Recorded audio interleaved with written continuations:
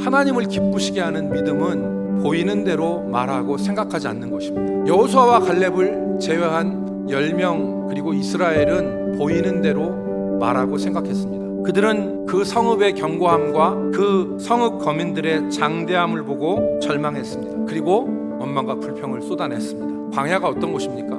광야는 목마른 곳이에요. 광야는 배고픈 곳입니다. 광야는 뜨거운 곳이에요. 광야는 불뱀의 위협이 있는 곳입니다. 눈 뜨면 기쁘고 좋고 즐겁고 잘 되는 일, 그런 일들보다는 안 되는 일, 실망스러운 일, 마음에 걱정스러운 일, 한숨이 절로 나오는 일들이 많은 곳이 광야예요. 이 광야에서 보이는 대로 말하고 생각하면 우리는 이스라엘 백성들과 같이 원망과 불평과 절망과 불신앙에 살 수밖에 없어요. 그래서 이 광야에서 살아가기 위한 원칙 하나가 바로 뭐냐면 보이는 대로 생각하고 말하지 않는 것입니다.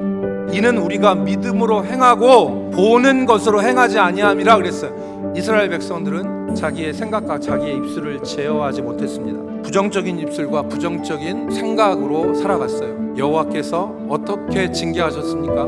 너희 말이 내 귀에 들린 대로 내가 행하리라. 우리는 칼에 죽을 것이요, 다 광야에서 죽었습니다. 그러므로 광야 같은 우리 인생길에서 인생을 살아가는 동안 우리가 첫 번째 해야 될 일이 보이는 대로 말하고 생각하는 것이 아니라 우리의 생각과 입술을 제어하는 것입니다.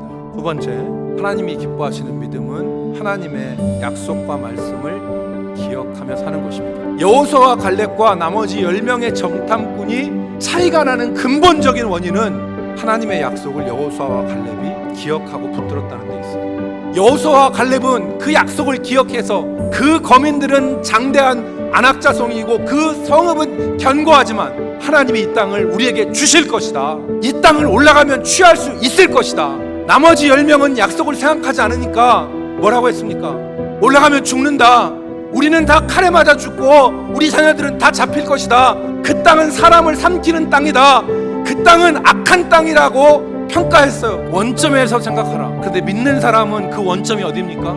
하나님의 약속과 말씀입니다. 하나님의 약속과 말씀을 기억하고 거기서 시작하십시오. 실패가 없습니다. 마지막 세 번째, 하나님을 기뻐하시는 믿음은 하나님의 은혜와 사랑을 의지하고 살아가는 거예요. 오늘 이스라엘은 하나님을 원망하고 불평하고 반역하였습니다. 그러나 하나님은 그들을 다시 세우시오. 오늘 14장 다음에 15장에 제사에 대한 율법이 나와요. 16장에 고라의 반역이 나온 다음에 17장에 보면은 제사장들에 대한 율법이 나와요. 실패한 이스라엘을 위해서 그들을 온전히 세우기 위해서 주시는 하나님의 율법, 그것이 민수기에 나와 있는 율법의 목적입니다.